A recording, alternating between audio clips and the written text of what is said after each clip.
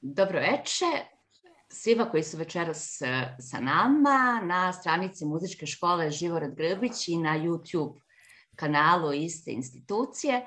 Kako smo to pre nekih par dana najavili, sa željom da jednoj široj populaciji približi neke teme vezane za muzičko obrazovanje i ovaj tip školovanja, Valjevska muzička škola je rešila da u ovoj godini krene sa serijalom Zoom razgovora pod imenom Zoomiranje, u okviru kojih bi pokušali da rasvetlimo teme interesantne mladim ljudima koji se školuju u muzičkim školama, a i svim drugim ljudima kojima je muzika bliska i koji uopšte polažu na kulturu, obrazovanje i umetnost. Prvi razgovor posvećen je školovanju u inostranstvu, a za ovu temu smo kao sagovornike izabrali ljude koji su završili, odnosno stekli svoje muzičko obrazovanje u Valjevskoj muzičkoj školi, ali koji su i kroz godine svog sazrevanja, godine svog rada postali i prijatelji ove škole i nesumnjivo ostavili ili ostavljaju trag u generacijama koje su bile ili su trenutno učenici Muzičke škole Živorad Grbić. Ja sam Suzana Radovanović-Perić, direktor Muzičke škole Živorad Grbić. Biću večeras vaš domaćin i domaćin mojih sagovornika, a sve vas pozivam da ukoliko mi ne uspemo da kroz nekih 60 minuta, koliko smo planirali da ovaj Zoom traje, a možda se desi da budemo inspirisani pa ga malo i produžimo, ukoliko ne uspemo da odgovorimo na sva vaša pitanja, budete raspoloženi i slobodno ih postavite putem komentara ili na Facebooku ili preko YouTube-a. Kako smo to već najavili, naši večerašnji gosti su profesori, studenti ili ljudi nekih drugih profesija, ali koji su na neki način ostali u sferi muzike. Najpre profesor Matej Zupan, profesor flaute na Akademiji glazbo u Ljubljani. Dobroveče, Matej. Dobroveče. Zatim Dragan Sredojević, asistent na Fakultetu muzičke umetnosti u Beogradu, naš proslavljeni violinista. Dragane, dobrodošao. Hvala, bolje vas našao. Ivan Stojilković, jedan od uglednih valjevskih privrednika, direktor firme Urban Technics, ali i vrlo talentovani violončelista. Ivane, dobroveče. Pozdrav svima, drago da ste s vama. Nisam bila kulturna, najpre sam dala prednost muškarcima, ali sa nama su večeras i tri divne mlade dame.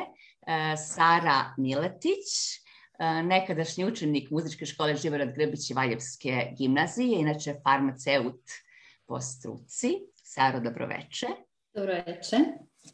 Sofija Disoma, violiniskinja, trenutno student master studija na Univerzitetu u Lozani. Dobroveče. Dobroveče. Došla. I za kraj najmlađa, moja nekadašnja učenica, devojka koja je počela da uči violinu u Valjevskoj muzičkoj školi, nastavila u Mokranjcu, pa je onda fakultet upisala u Švedskoj, a trenutno se nalazi na doktorskim studijama u Minneapolisu, gospođica Galina Đorđević. Dobrodošla, Galina. Nadam se da ćemo nas sedmero večeras uspeti ljudima da približimo šta to znači školovanje u inostranstvu. Svi smo svedoci da je ne samo u muzičkim školama, već uopšte u mladoj populaciji u Srbiji prisutan jedan trend koji ne jenjava, da se mladi sve više odlučuju za školovanje van Srbije. A šta to znači, kako to izgleda, kakva su vaša iskustva, slušamo kroz naše prvo zoomiranje. Najpre ja imam pitanje za mog kolegu, profesora Zupana, s obzirom da on ima puno iskustva u radu sa srpskim i učenicima i studentima. Matej, šta je po tvom mišljenju ono što se izdvaja kao različitost srpskog muzičkog obrazovanja u odnosu na evropski način školovanja i šta je ono što po tebi iznenadi i srpske učenike i studente kada se susretnu sa muzičkim obrazovanjem u Evropi, preciznije rečeno u Ljubljani, jer to je tvoj teren. Dobro večer još jednom iz Ljubljane. Hvala na pitanju. Ja mislim da potrebno je prvo reći da je Ljubljana ili ajmo reći Slovenija negde između. Mi smo ipak deo naše još tadašnje, da sad kažem, bivše države, a sad smo kao u Europi, u stvari normalno, geografsko smo u Europi.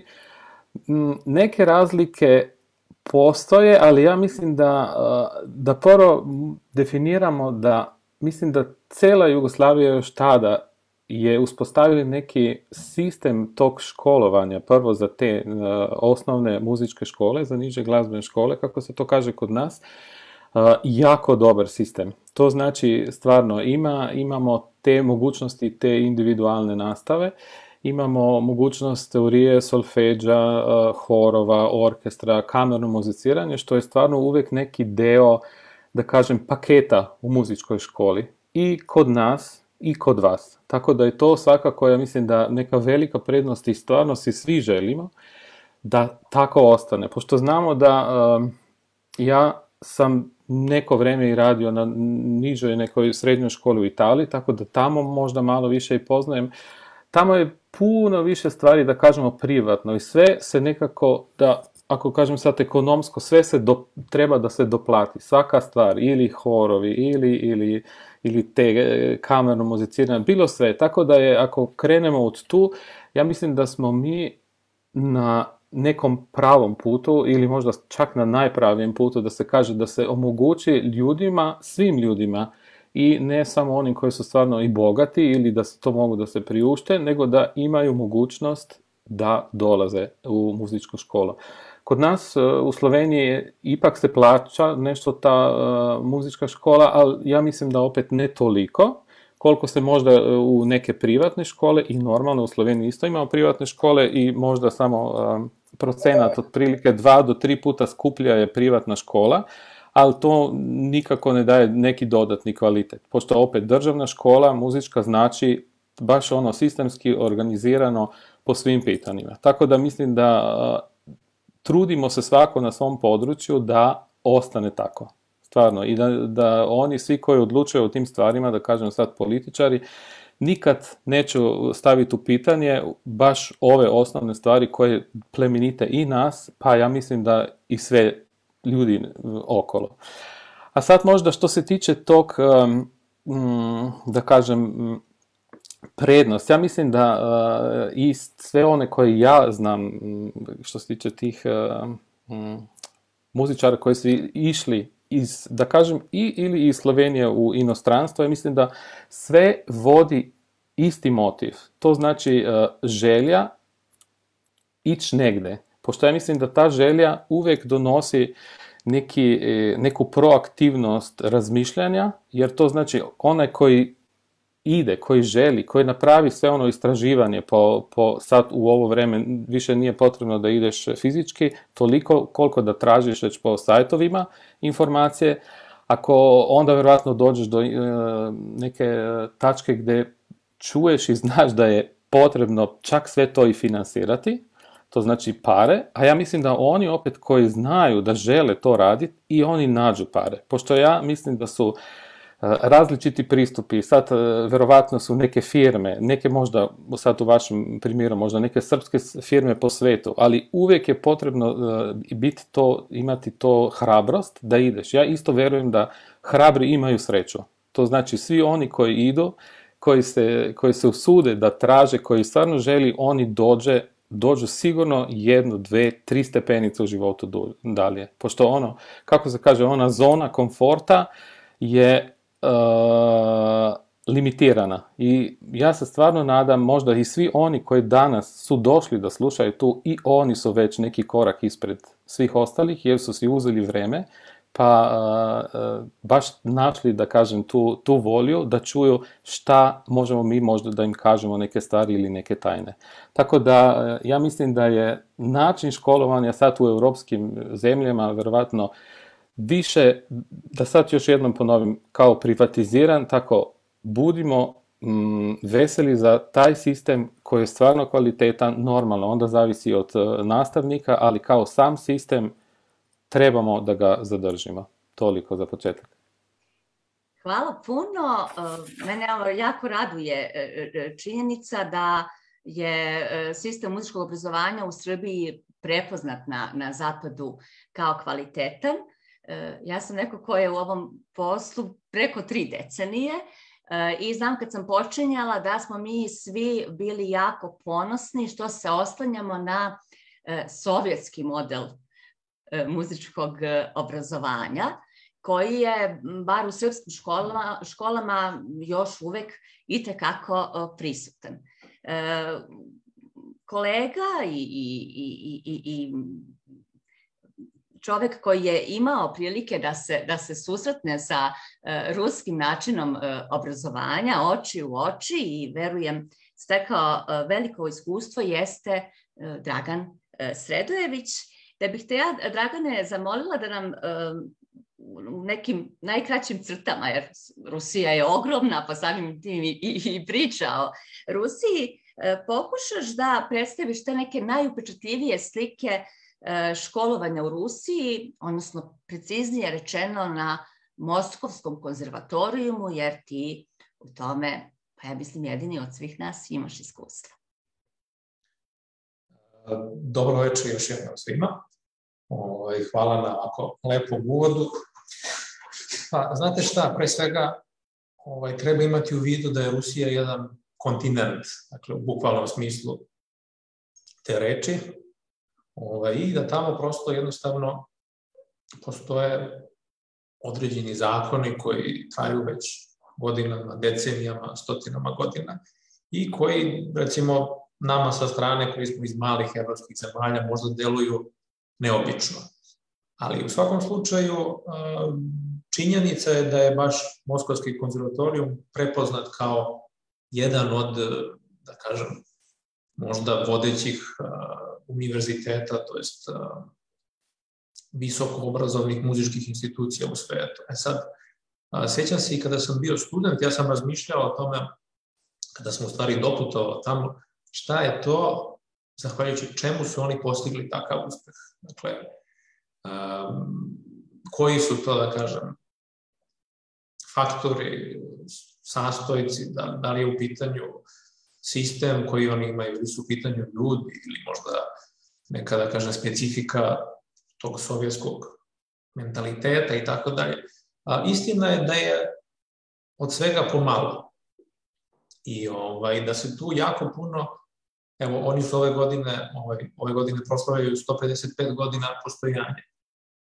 I činjenica je da se tu akumuliralo jako puno tradicije, jako puno ljudi koji su cirkulisali, velikana, dakle muzičke scene, kompozitora i tako dalje, tako da to se osjeća, bez obzira na to da li ste muzičar ili niste,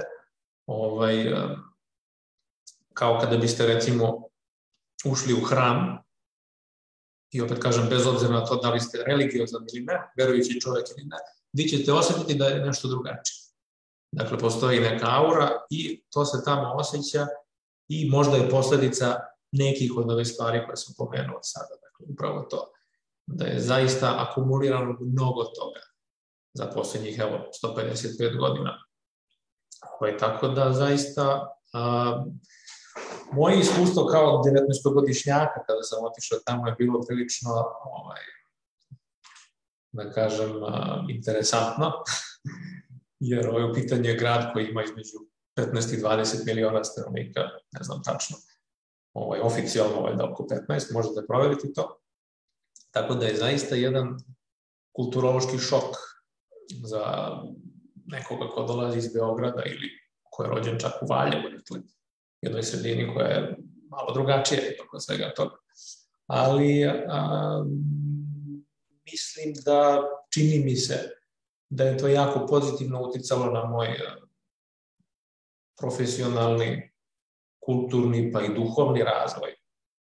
Jer nalazeći se tamo, čovek opet mora da se prilagodi na neki način toj sredini, a da ujedno i ne izgubi sebe. To verovatno će svi da se slože naši sagovornici večeras.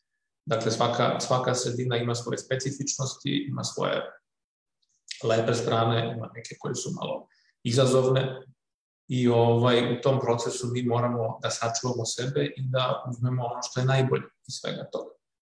Tako da, eto, ja prilično sam, smatram se srećnim čovekom što sam imao priliku da prođem kroz to obrazovanje, da upoznam sjajne ljude, da hodam istim hodnicima gde su bili Rahmanjinov, Rstapović, Ojstrah i tako dalje.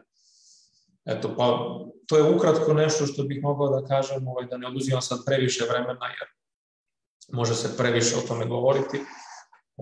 Zaista jedno posebno mesto i ako budete imali priliku da budete u Moskvi, svima toplo preporučujem da odete na neki od koncerata, jer sam konzervatorijum ima 4 koncertne dvorane koje su svakodnevno pune, dakle svake večeri su drugi koncerti i tako dalje. To je kao jedan mali grad, može se reći. Tako da od mene najtoplija preporuka da posetite i Moskvu i moj konzervatorijum Čajkovski.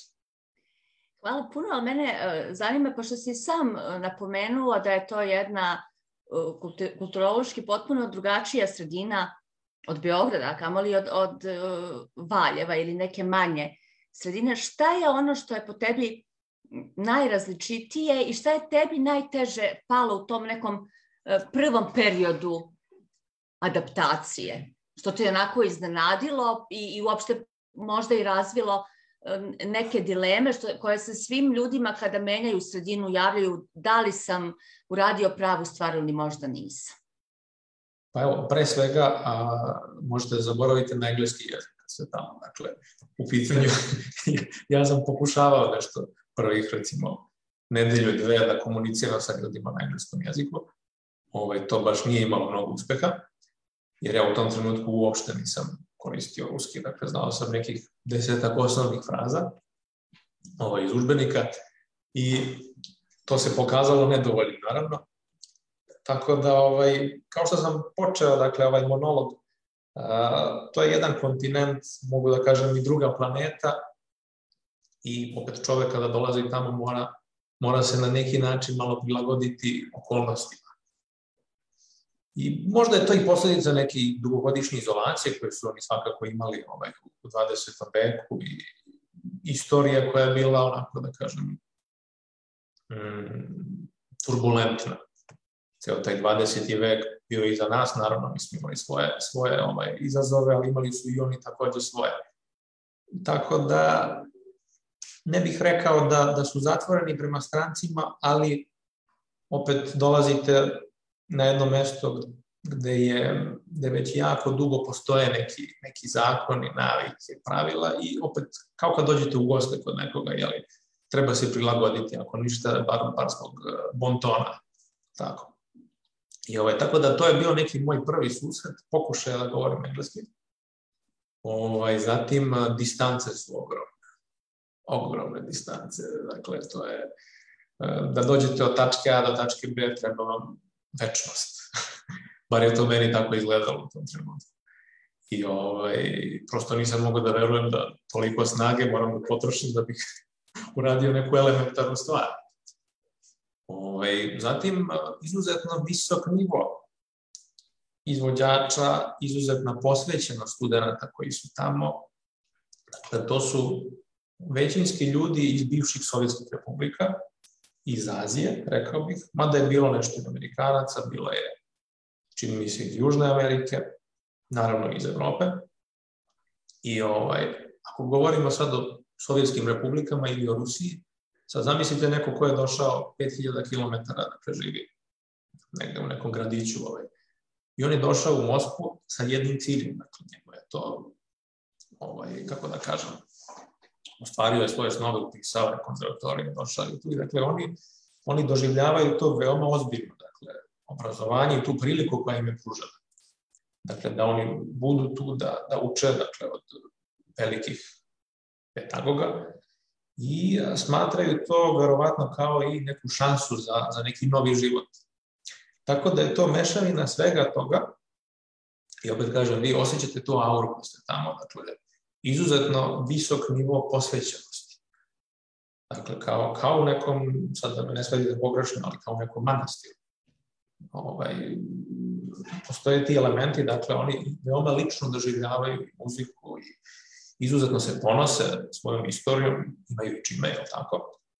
I rekao bih, ljubomorno je čuvaju.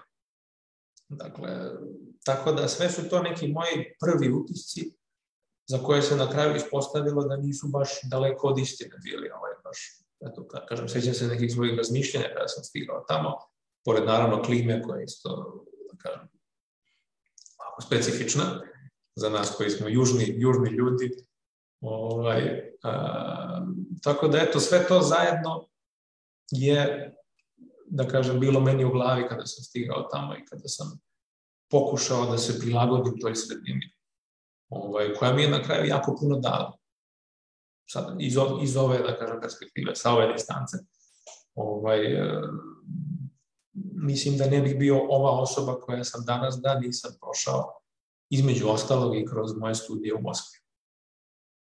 Eto, možda na tome da završim ovaj monolog, da prepustim nekome još da nešto kaže. Znači, da se uči ruski i da se bude spremna na izuzetnu posvećenost. Tako je. Ako se mladi ljudi odlučuju za ruski konzervatorijum. Svi mi koji se bavimo muzikom nekako smo svedoci da postoje, neću da kažem dve suprotstavljene strane, ali nekako dva rivala i dva afiniteta. Postoje ljudi kojima je ruska muzika i ruski stil bliži, a neko opet više voli Nemce. Pa se nekako namestilo i večeras da najpre slušamo Dragana koji nam je govorio o svom iskustvu u Rusiji. A sada će nam Ivan pokušati da približi njegovo iskustvo školovanja u Nemačkoj. Koliko si očekivao, šta si doživeo i da li ima razlike od očekivanog i realnog? Ja bih pre toga samo da pomenem jednu bitnu stvar. Ja mislim da je muzika kao umetnost jedina umetnost koja na najdirektniji i najdublji način dira ljudsku dušu. I da su svi oni koji imaju privilegiju da se pre ili sada ili u budućnosti bave profesionalno time stvarno blagosloveni. A ovo iskustvo koje sam ja imao sa Nemačkom u suštini je bilo, preduslov za to je bila velika želja da čovjek pobedi sam sebe, svoje strahove i da dokaže sebi i drugima da je najbolji u tome što radi. I ja sam tako isto krenuo i mislim da ovi ljudi koji razmišljaju o tome, i uvek kažem i kolegama koji su, ja sam 2003. godine upisao fakultet, čisto da se znamo oko godišta koje relacije. Preporučujem svim roditeljima, ja sam inače otac i 3 dece, i preporučujem svim roditeljima ako mogu na osnovne studije, ako ne onda bar na postdiplomske studije, bez obzira koja je oblast obrazovanja, pa pogotovo muzika, obavezno tu bude Nemačka. Ne znam koliko znate, ja sam pre upisa fakulteta dobio poziv za Berkeley u Los Angelesu, ali ja sam ga odbio, ja sam apsolutno htio da idem kod Kseni Janković u Würzburg, u Nemačku, i sreća je ta što je moja profesorka velika, još uvek živa, ona je sjajna, vitalna Nada Jovanović, koja nas je vodila po svim tim takmičenjima i evropskim i svetskim. Bila inače lično upoznata i prijateljica i Pavla, pokojnog oca, profesorka Kseni Janković i Kseni, i da nas je lično upoznala i išli smo u filharmoniju na te, da kažemo, na te kurseve i da se lično upoznamo, i postojala neka uvertira za pred odlazak tamo. Ideja je bila da se sa njom nastavi dalje rad. Ona je sticajem okolnosti bila u Nemačkoj, a blagoslov je taj što kad odete u Nemačku do 2006. godine, ne znam da li to znate, kada je gospođa Merkel preuzela CDU, uvela je i to polugodišnju školarinu od 600 do 700 € zavisnosti od pokrajine. Do 2006. godine nije postojalo vanredno, mislim ne postoji ni sada samo redovno školovanje, ono je bilo potpuno besplatno. Vi ste tada od troškova imali to osiguranje studentsko, prijavu boravka i stana i neke te fiksne troškove koje imate, koji su troškovi života, ali inače školovanje kao školovanje je bilo besplatno. Glavni preduslov je bio da položite prijemni ispit. Prijemni ispit je bio vrlo ozbiljan, za nas instrumentalista, ja sam naš čelista, instrument, teorija, čak je bio poredni klavir, morali ste da svirate nešto i malo je solfeđo, tako da je sam taj prijemni ispit bio onako dosta izazovan. Interesantno kod mene je bilo to što je profesorka meni rekla da ona nema mjesta u klasi, ali kakav sam, takav sam, pa sam otišao grlom u jagode i ona je, pored toga što nije imala mesta, primila mene i još jednog kolegu iz Grčke. Velika prednost onoga što su meni ljudi pričali u Beogradu, imam puno prijatelja koji su u Beogradu isto završili, pa su prešli u Nemačku, pa su prve 2 godine u Beogradu, pa prešli u Nemačku isto. To što vi od prve godine fakulteta, pogotovo kao gudača, čelisti su bili na ceni zato što ih je bilo malo, a pogotovo dobrih je bilo još manje i svima su bili potrebni za gudačka trija, kvartete, klavirske kvartete, kvintete i imate privilegiju i mogućnost sa bilo kojim profesorom iz bilo kog instrumenta, na primjer, meni je lični prijatelj profesor Janoš Balint, flautista, profesor Franz Klaus, to je najpoznatiji klarinetista, smo sjajni i ostali prijatelji i drugari, čak smo imali neke svoje fudbalske timove, Janoš je bio sa nama u timu, imali smo neki svoj fudbalski, da kažemo, neko takmičenje, lepo druženje, ali šta hoću da vam kažem, imao sam privilegiju sarađujem sa ljudima kao što su Andras Schiff, Ben Glemser, François Bavouzet, to je francuski pijanista poznati. Znači, vi možete kao kamerni muzičar na tim časovima da prođete sve te profesore i da prikupite sva iskustva. I kada vi razgovarate sa ljudima koji su vrhunski izvođači nekog Beethovena ili nekog Modesta Mussorgskog i kad dobijete njihov uvid u sve to, a to su vrlo ovako interesantne deskriptivne priče o životima, na primjer kada smo svirali taj Rahmaninov trio Ležijak, pa pričamo sa profesorom Bernom Glemzerom i on priča kako što je Rahmaninov napisao taj trio i kakvim je odnosima bio sa Čajkovskim. Pa čak saznate i tada da Čajkovski nije bio muzičar po osnovnoj struci, nego pravnik. Neke vrlo interesantne priče. Vi onda ulazite i uživite se u celu tu priču, u sve te živote tih kompozitora i tih umetnika, a pogotovo ta interna takmičenja koja su pravili na samim fakultetima, za razliku od našeg obrazovanja, tamo nema puno teorije, znate, imate taj neki solfeđio, generalno imate analizu muzičkih oblika, harmoniju, i ono što ja mogu da prenesem kao svoje iskustvo, nama je veliki Dragan Vasiljević bio i razredni, i otac teorije muzike, i harmonije, i svi znate koji ste prošli njegovu školu, šta to znači, u srednjoj muzičkoj školi. Profesori u Nemačkoj su bili šokirani mojim znanjem, posle znanjem nekih kolega koji su kasnije došli, koji sam bio poprilično prosječan, neko prosječno znanje. Analiza muzičkih oblika ili harmonija, ljudi misle za te jednoglasne instrumente da je to potpuno nebitno, ali evo i Dragan će potvrditi, apsolutno bez harmonije vi ne možete da napravite dobro fraziranje, ni da imate tu dobru pripremu, da kažemo, tog razvojnog dela u sonati, ekspozicija i sve ostalo kako to ide. Tako da smo dobili to vrlo stručno i zgrovito usmereno znanje o tome što smo mi. Nemci lepo kažu Fachman, ti si stručan za tu neku oblast i ti radiš taj tvoj instrument. Vežba se od 8 do 12 sati dnevno, ja stvarno ne znam da je tako bilo dok je Ksenija studirala kod Rostropovića i Kaljanova, oni su bukvalno bili zatvarani, verovatno tako Dragan iskustva takva nema, po 10-12 sati u učionici da vežbaju, ali mi smo imali ne takvo iskustvo, ali jednostavno smo morali da bismo postigli ceo program koji je bio dosta obiman, svake nedelje, svake druge nedelje su Klasin pošpili, to su neki koncerti koje smo imali mi između u klasi, znači nas 30. To su ljudi, da, još jedna specifičnost, gde ovdje ljudi iz Nemačke, iz par zemalja. Ne, vi imate ovdje ljude iz svih delova zemaljske kugle. Imate Čileance, Peruance, Amerikance, Japance, Kineze, Koreance, njih ima najviše, naravno, Srbe, Ruse ima dosta, to je neverovatno. Tako da na jednom mestu ne samo da dobijete to celovito i zgrovito znanje o svom instrumentu i o muzici, nego upoznajete te kulture. I meni je to sve mnogo značilo za moj posao kasnije.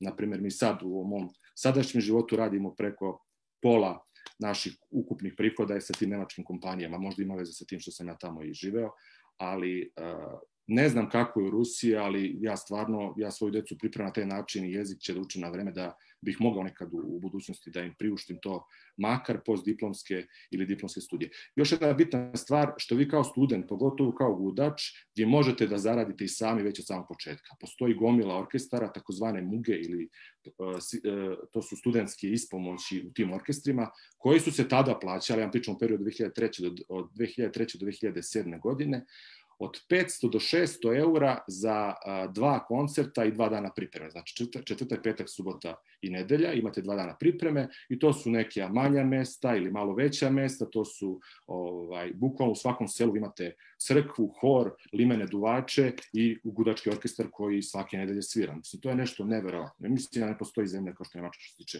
klasične muzike u tom kvalitetu i raznolikosti kao što je to u Nemačkoj. Mislim, što se mene tiče, svaka preporuka. I ako hoćete da se uhvatite u koštac sa svojim instrumentom na najkvalitetniji i najširi mogući način, to je za mene jedini pravi odgovor je Nemačka. Sad je meni, Ivane, stvarno žao što ja nemam 20 godina manje, pa da iskusim Nemačku, ali ono što nekako možemo da zaključimo i što u suštini ja verujem da i jeste glavni motiv kad se mladi ljudi odlučuju za školovanje u inostranstvu, ta širina i ta različitost i susret sa drugačijim, verujem da su glavni motivi da se ode tamo, a to je nekako valjda i internet i današnji trend života omogućio mladim ljudima. Ja sam, ima tome već nekih 15-16 godina, ja verujem, bila mlad profesor i devojčica iz Kosjerića je zakucala sa svojom mamom kod mene na vrata.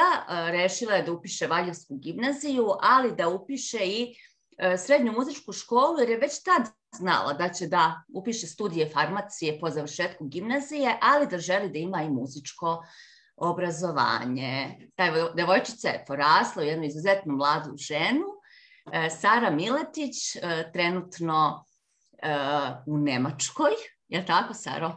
Austriji, ali blizu. Izvinjavam se. Završila si univerzitet, odnosno studije farmacije i osnovni i master na Bečkom univerzitetu. Ono što je meni kod tebe uvek bilo fascinantno jeste ta jasna odluka u mladim godinama gde želiš da stigneš.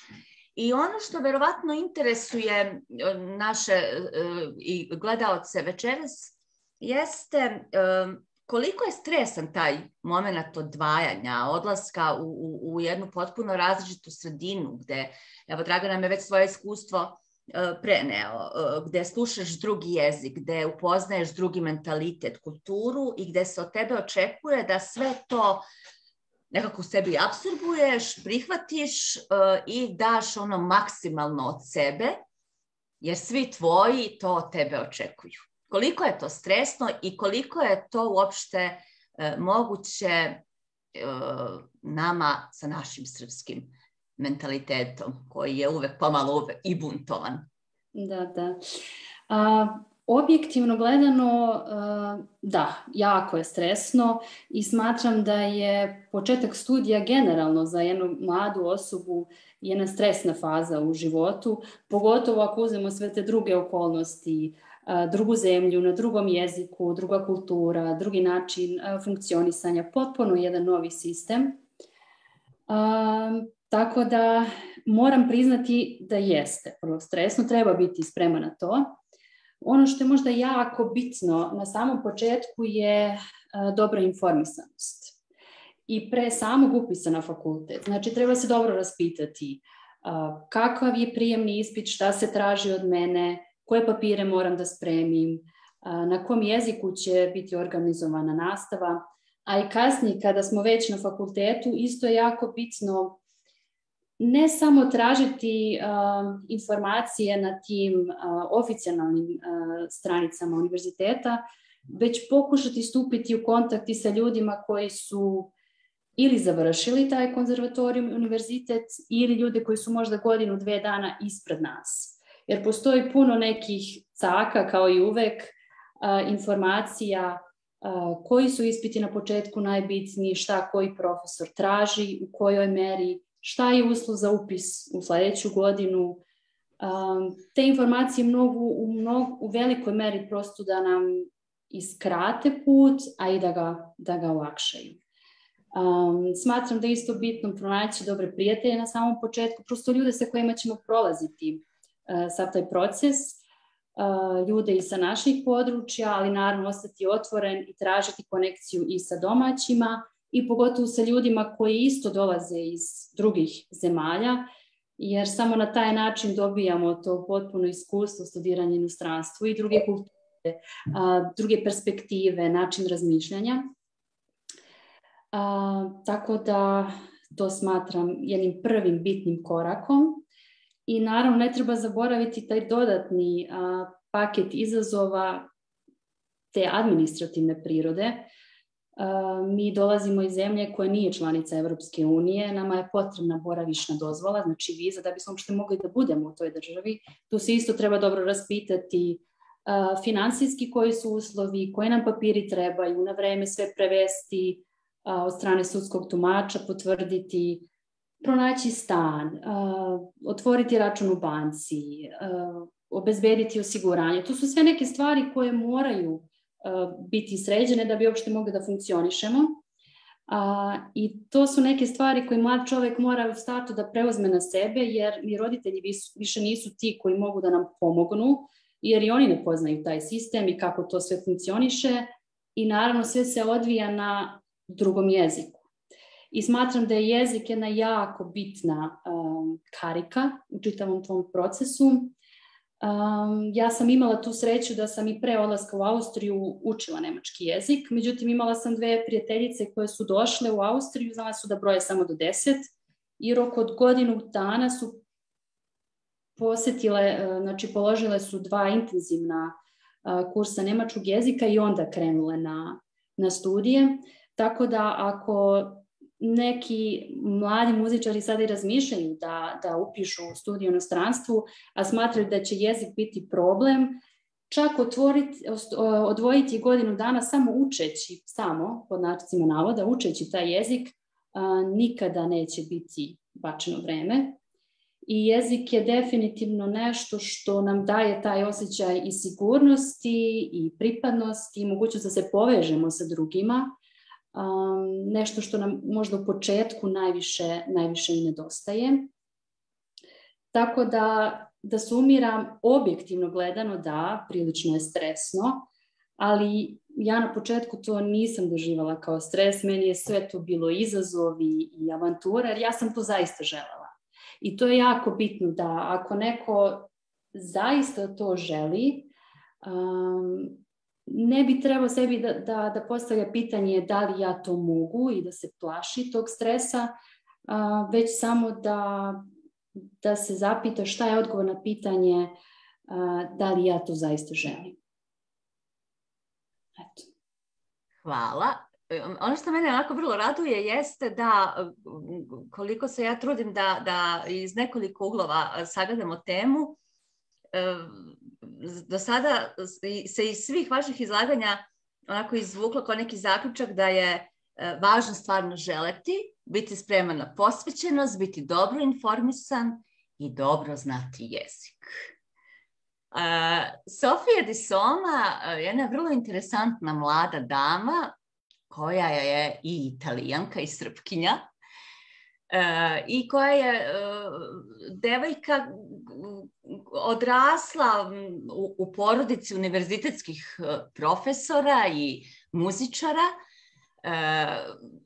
Interesuje me koliko je za tebe bilo dragoceno što si i Italijanka i Srpkinja na samom početku, dok si se još uklapala, koliko je uopšte švajcarska sredina gde to i ima značaja i šta je ono što bi izdvojila, odnosno ono što je po tebi specifično za srpske studente u odnosu na ostale, a verujem i da je tvoje iskustvo kakvo imaju i i Dragan, i Ivan, i Mate, i Sara, da prosto studiranje u inostranstvu donosi susret sa različitim kulturama. Dobro večer. Pa da, pre svega, eto, za one koji me ne znaju, mislim, ja dolazim iz muzičke porodice i da, polu sam Italijanka po tatinoj strani, ali sam odrasla u Beogradu i gde sam učila školu, nižu, srednju i čak sam započela fakultet, Muzičku akademiju u Beogradu. Da, sigurno mi je značilo puno to što sam, polu-Italijanka, zato što da nisam, verovatno ne bih došla do svog profesora. U mojoj situaciji je sve, da kažem, ispalo nekako tako spontano, zato što ja uopšte nisam planirala da dođem ovde i uvek se šalim, kažem da je Švajcarska u stvari mene odabrala, jer ja sam potpuno imala drugi neki plan, a to je bilo da odem u Beč, gde većina, ja mislim, naših studenta i ide. I eto, prosto ja sam želela da odem iz Beograda, ne zato što mi je nešto falilo, čak naprotiv, pošto sam iz porodice muzičara, ja sam, da kažem, vrlo onako ušuškana tu bila i svi su mi uvek govorili, jao, ne znaš kakve su to muke kad budeš otišla negde van, pa ćeš morati sve sama i tako dalje. Ali ja sam baš nekako želela da se u stvari osamostalim i da stvarno vidim kako bih se ja, eto, snašla, jel? Tako da sam ja potpuno neplanirano došla ovde u Lozanu. U stvari ja sam trenutno u Sionu zato što moj profesor ovde predaje. Inače u klasi trenutno kod Francesco De Angelis, on je prvi koncertmajstor Milanske skale i mogu da kažem da, kao što je i Sara rekla, veoma je stresno bilo, pogotovo u ovoj neplaniranoj, da kažem, situaciji gde uopšte nisam ni znala da li ću upisati, jer ja svog profesora nisam uopšte poznavala ranije. Tako da nisam imala nikakvu, da kažem, pod znacima navoda, vezu neku, nego sam se samo čula s njim telefonom i on me pitao koji program bih svirala na prijemnom ispitu. Naravno, informisala sam se, to je bio neki vanredni prijemni, zato je to sve tako i ispalo. U poslednjem trenutku sam se informisala šta sve treba da prikupim, kakva dokumenta i tako dalje. I onda smo samo na telefonu, pitao me koji program sviram, ja sam mu rekla, on je rekao odlično, vidimo se 10. septembra. Ja sam stigla tamo, nisam ni znala ko je on u onom žiriju i eto, imala sam sreću da me tako uzme prosto na slepo, na iznenađenje. Tako da eto, ja nisam znala ni jezik, niti sam imala stan, niti baš ništa. Tako da sam nekako morala odmah da se snađem ili što bi eto kolega Sredojević rekao da se prilagodim toj situaciji. I meni je isto bio veliki šok kad sam stigla ovde u Sion, zato što je to jedan mali gradić od prilike jedno 50.000 stanovnika, tako da u odnosu na Beograd je meni to, eto, ja sam suprotno, kao što je Dragan otišao u Moskvu, koja je mnogo veća, ja sam došla ovde i sećam se tog prvog časa teorije na francuskom, gde ja ništa nisam razumela i kako sam se posle toga vraćala u Lozanu uplakana, zato što nisam uopšte znala kako ću ja ove studije izgurati, prosto je sve tako nekako neverovatno izgledalo i uopšte, kao što ste i vi rekli pre, pitali ste da li sam se ikada zapitala, recimo, da li je to ispravna odluka. Tako da mislim da za mene pre svega je bilo najteže naravno jezik, jer ja francuski nikada u životu nisam učila I eto, svi su mi rekli, pa dobro, ti si polu-italijanka, tebi će lakše da bude zbog toga, ali verujte da nije. Nije definitivno bilo lako.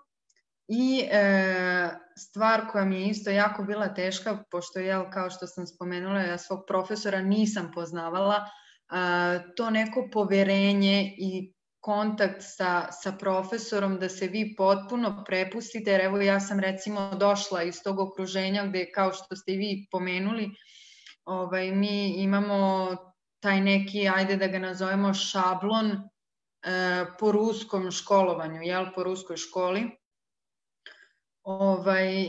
I moj profesor je potpuno, da kažem, bio suprotno tome, tako da sam ja sve morala da menjam, preko ruku, držanja gudala. Ja sam samo 3 meseca menjala svoju tehniku, u stvari samo 3 meseca gudala, a onda još cele te prve godine, da kažem, smo se mi nekako upoznavali i to mi je nekako bilo najteže u stvari da se ja prepustim, da kažem, u redu, sve što ova osoba meni govori, to je za moje dobro. Tako da, eto, to je, da kažem, bila neka prepreka u samom početku, naravno, pored i svih ovih ostalih stvari, da se nađe stan, da se, ne znam, da se organizujem, da vidim s kim ću da živim u tom stanu, pošto sam tako došla na bum, što bi se reklo. A inače, školovanje ovde, mislim da, recimo, u poređenju sa Nemačkom, sad pričam generalno za ovde, za Sion, ovo je istureno odeljenje, da kažem, fakulteta u Lozani, Visoka škola za muziku u Lozani.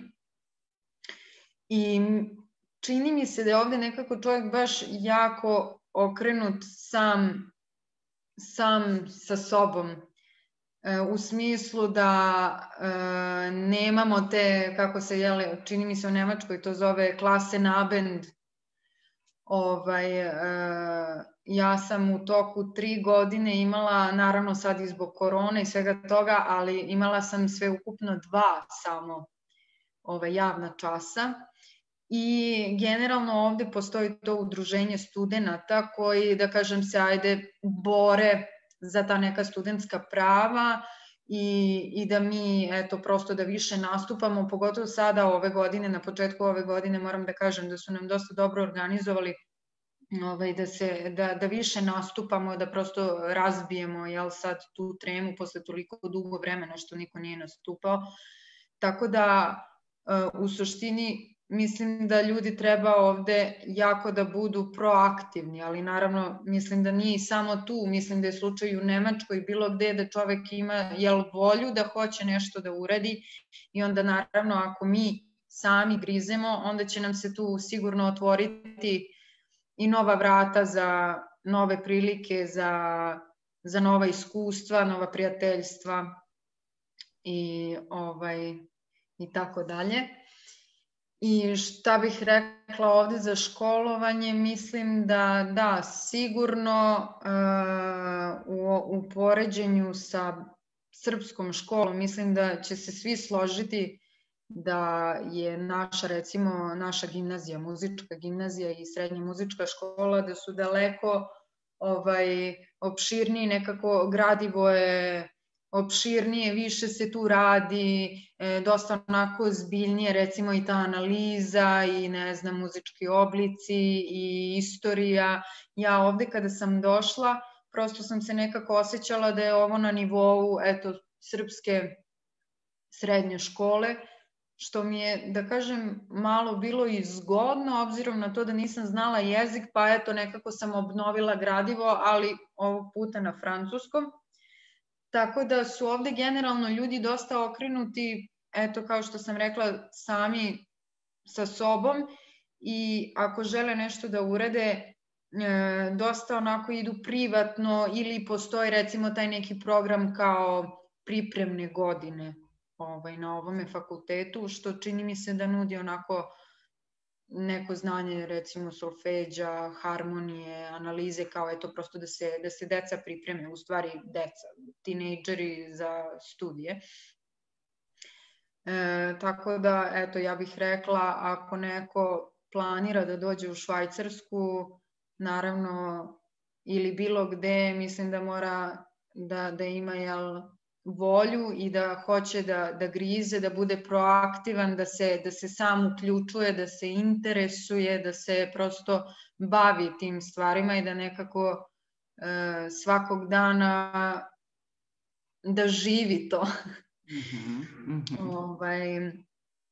Eto, ja prosto smatram da sam ja došla nekako iz jednog okruženja koje je dosta onako ušuškano, pa i prosto i profesori onako koliko su nekako, čini mi se, požrtvovaniji u Srbiji, da prosto i vežbaju i da rade i sve to, dok recimo evo ovde moj profesor nažalost nema asistenta, tako da on recimo, pošto on radi u Skali kao koncertmajstor, dešava se da recimo ne dođe po 2 nedelje i onda si ti tu sam, opet sam sa sobom, kao što sam i spominjala, i prosto, eto, ta organizacija vremena mora da bude jako efikasna i da nekako budeš sam svoj profesor, da prosto budeš i učenik, a da nekako posmatraš i sa strane celu tu situaciju.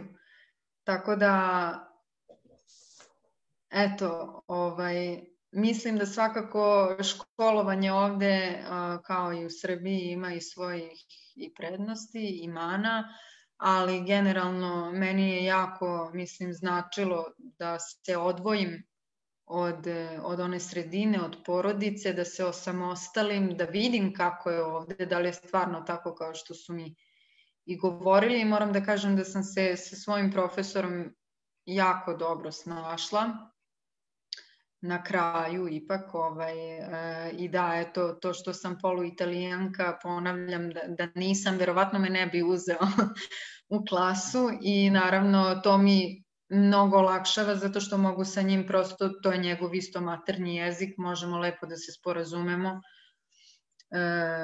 i da, i ovde prosto ja sam isto probala tako 1-2 nedelje na engleskom, međutim Sion je mali grad, dosta su tu, da kažem, konzervativni ljudi, tako da čovek mora da se tera i mislim da svakako kogod da krene da uči, bilo da je nemački, francuski, ruski, mislim da su to prosto neki jezici koji generalno su neophodni.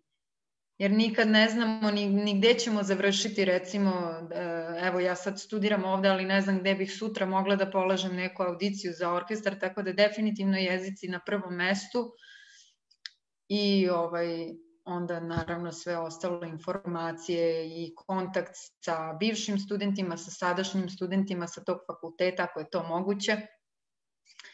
I eto. Znači, da rezimiramo ovo tvoje lepo i vrlo detaljno izlaganje. Ono što si istakla i što ja lično verujem, a verujem i ostali sagovornici, da je bitno na zapadu, a gde su naša deca, zahvaljujući našem modelu muzičkog obrazovanja i tog nekog prisnog odnosa na relaciji profesor učenik, gde su naša deca i naši studenti povlašćeni, na zapadu se jako ceni inicijativa i lični angažman i lična aktivnost. Naravno. Ja sam sa Galinom... Da, prosto mislim da treba biti otvoren mislim da prosto ljudi treba da ostanu otvoreni, da isprobaju bilo koju priliku koja im se ukaže da nešto probaju, naravno da to prihvate onako širom otvorenih ruku, pa možda nekad neće biti onako kako su zamišljali, a možda se nekad ispostavi da to bude baš ono što im je trebalo u tom trenutku, tako da eto samo. Hvala ti puno. Na ovu temu sam pričala sa Galinom pre nekih 1.5 dana. Gaja, tada si bila diplomirala si u Švedskoj i znam da mi je ostalo u glavi da moraš da budeš borben, da moraš da pitaš, da se snalaziš, da je sve, da kvalitet tvog studiranja i tvog obrazovanja zavisi od toga koliko si spreman da se lično angažuješ. Također si mi rekla da je to bio i glavni motiv zašto si se odlučila za studiranje u Skandinaviji. Ja verujem da su ti momenti, motivi samo još više narasli kad si otišla u Ameriku, a s obzirom da si ti jedina ovde koja nam prenosi iskustva sa drugog kontinenta, voljela bih da, što je naravno kraće moguće, da nam to svoje iskustvo i prepričaš i sve bih vas generalno zamolila, s obzirom da smo pripremili veći broj pitanja, da budemo brži. Ovo prvo je i naše predstavljanje, pa smo možda malo i opširniji bili, što je i normalno, ali prosto da imamo u glavi i satnicu, da nas ljudi slušaju, pa da se previše ne rasplinemo. Znači, Gaja, slušamo tebe i tvoje iskustvo sa Amerikom i kako se Srpkinja sa skandinavskim iskustvom našla u Sjedinjenim Američkim Državama. Dobro večer svima, meni je dobar dan. Ja htjela sam da kažem, mislim i Rusija je na neki način kontinent za sebe, kako kaže Dragan, tako da eto, možda nisam baš jedina, ali fizički, geografski, bukvalno da, preko okeana. Što se tiče konkretno mog iskustva sa Amerikom, pošto nije baš slično iskustvo sa Švedskom i Amerikom, donekle jeste, ali mislim da mi je Švedska dosta pomogla na taj neki način da se osamostalim, s obzirom da sam isto otišla kao 19-godišnjakinja. Tako da iskustvo u Americi bilo ipak sam bila pripremljenija, znala sam malo bolje šta me čeka, o čemu sve treba da razmišljam, sve što su Sara i Sofija isto spomenule, što se tiče svakodnevnog života, sređivanje administrativnih problema, tako da sam bila spremna na sve to. Najveći šok što se dolaska u Ameriku tiče je zapravo upravo ta distanca i vremenska zona koja je baš onako zaista otežava na neki način komunikaciju i sa porodicom i sa prijateljima i kontakt uopšte sa Srbijom, pogotovo što su obaveze na fakultetu zaista onako organizovane da je prosto ceo dan ispunjen i prosto ne ostavlja dovoljno vremena za tu neku komunikaciju koja bi bila poželjna za nekog ko se nalazi u Srbiji po toj nekoj vremenskoj zoni. Što se tiče američkog sistema, dosta surov, rekla bih, i nemilosrdan, upravo zbog toga što su ljudi navikli na konstantan rad. Mislim da se čak život u Americi svodi upravo na rad. I ljudima koji žive ovdje i rade ovdje, to je sasvim normalno. Meni koja sam iz Srbije, koja čini mi se da i nije baš toliko fokusirana na rad, to nije baš bilo toliko blisko, čak ni u Švedskoj. U Švedskoj se isto osjeća neka doza ipak opuštenosti u poređenju sa Amerikom. Tako da eto, američki sistem edukativni je dosta zahtevan, pogotovo sad kad sam na doktorskim studijama.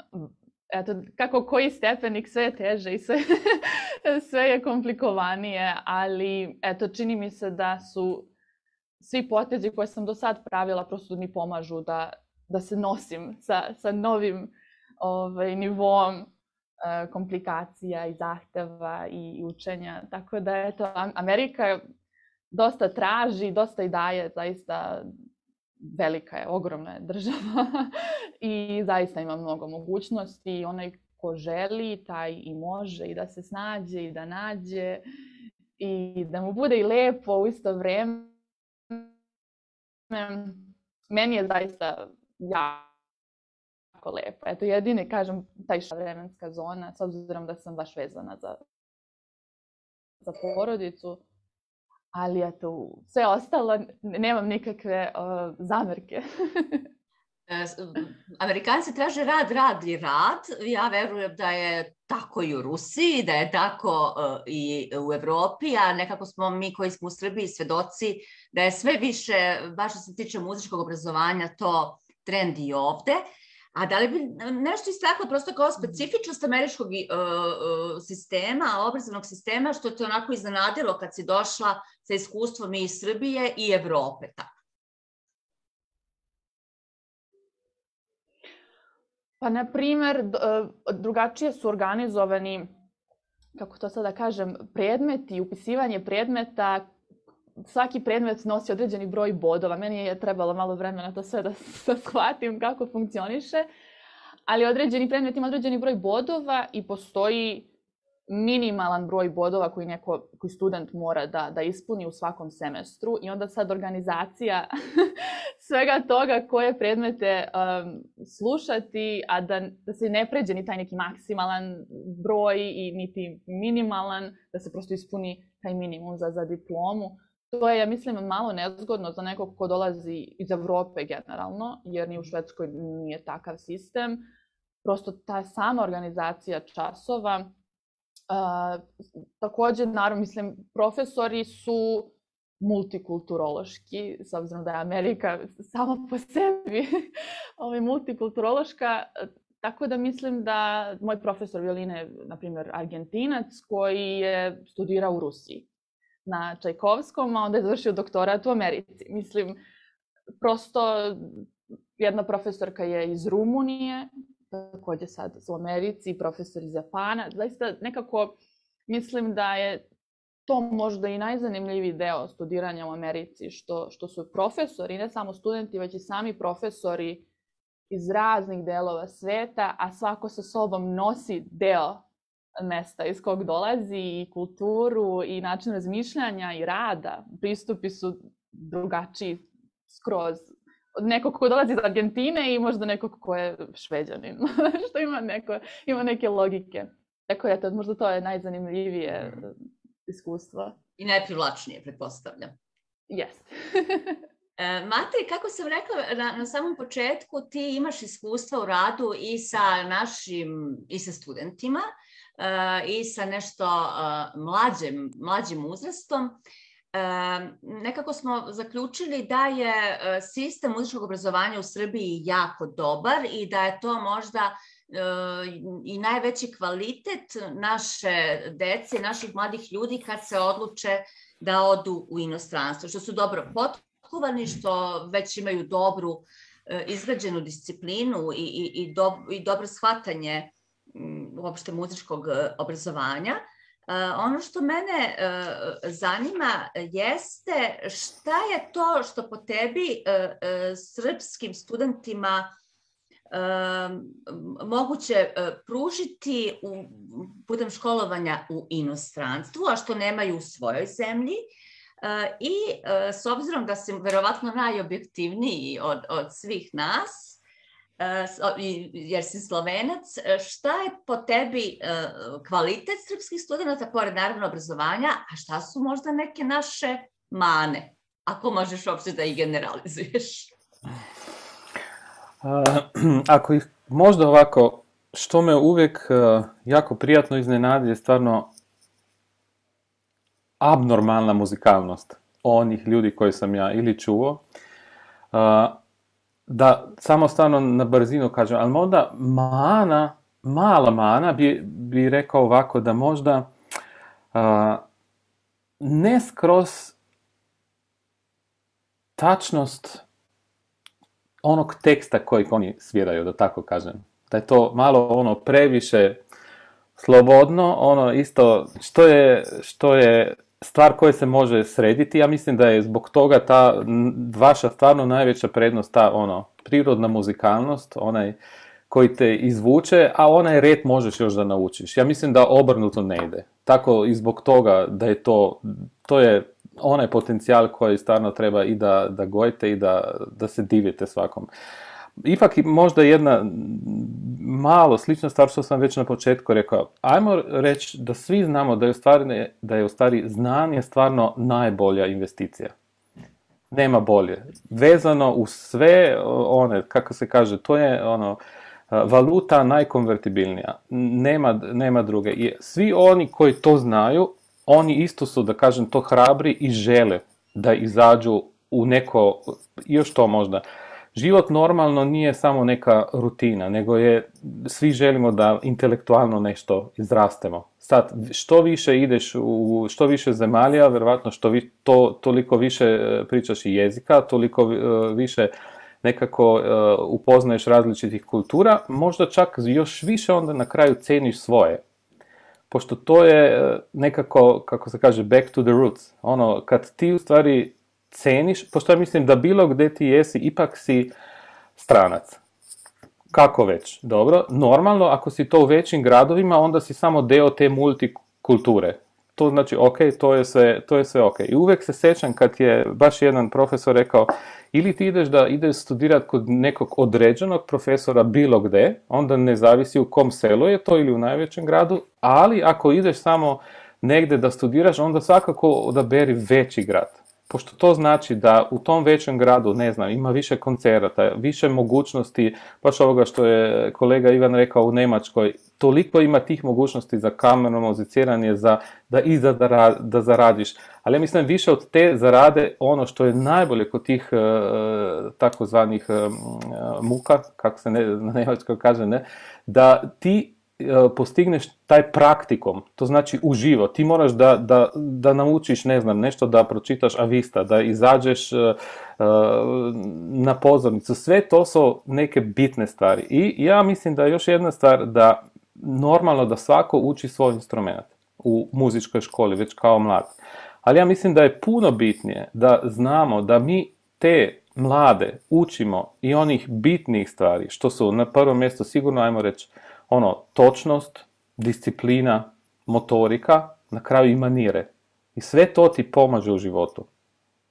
Da ideš ti da nastupiš, da ideš na binu, da se odsviraš, to znači imaš na neki način komunikaciju. I ako se ne baviš sa muzikom, onda vjerojatno znaš da je kad ideš na intervju za posao, kako je bitno da znaš da to imaš u svojim rukama, da si nekako stao na tu binu i pokazao svoje one najbolje stvari. Kako si probao možda čak i tu tremu ili tu odgovornost da je savlađuješ. Tako da je to stvarno, ja mislim, neki način interdisciplinarni princip razmišljanja koji ti pomaže za cijeli život. Uz normalno to da je ta muzika ipak neka emocionalna stvar koja ti možda, ali to još nismo ipak danas spomenuli, koja te možda da te spasi u ovo čudno vrijeme korone.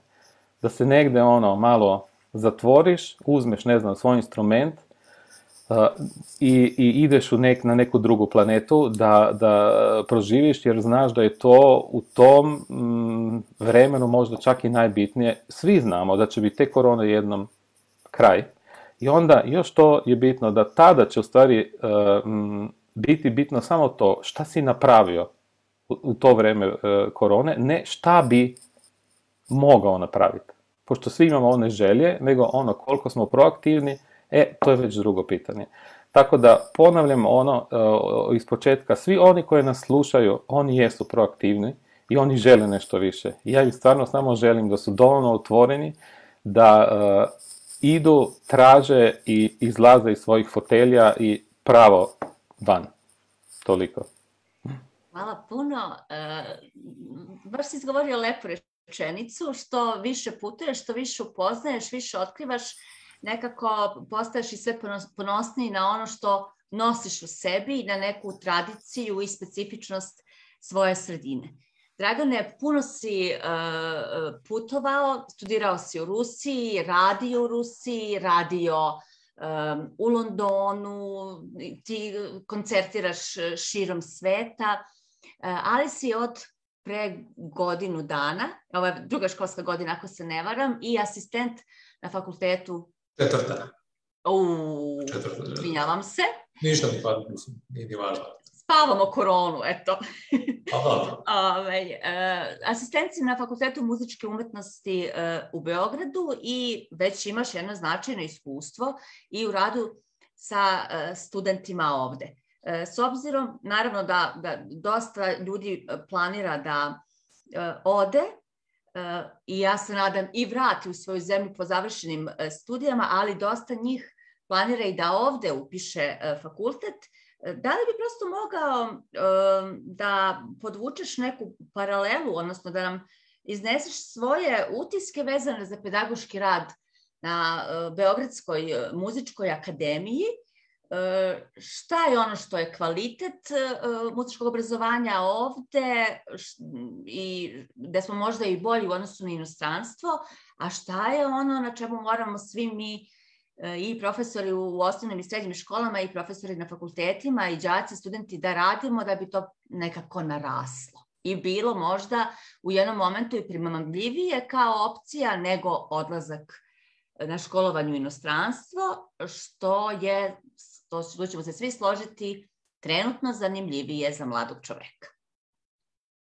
Pa evo ovako, da se nadovežem na kolegu Mateja pre svega, čini mi se da smo zaista talentovan deo Evrope, da se tako izrazim. Sada, talent se može roditi u bilo kom delu sveta. I sada možda smo mi za neke stvari imamo neke afinitete u odnosu na neke druge narode. O tome ne mogu da govorim, jer nemam sad relevantne izvore za to.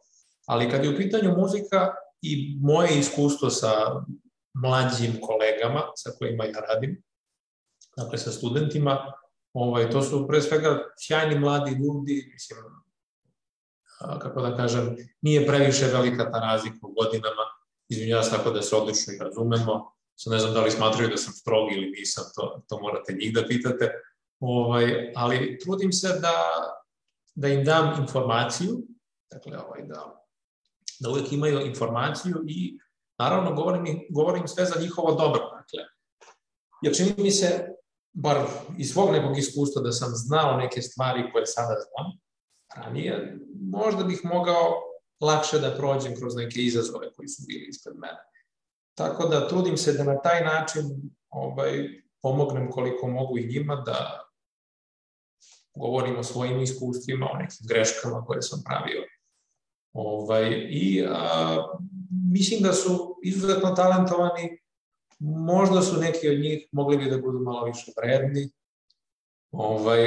Sve ovo o čemu smo govorili, dakle, disciplina, poštovanje nekog, da kažem, teksta koji je autor napisao. To su sve one stvari o kojima ja zaista pričam na svojim časovima.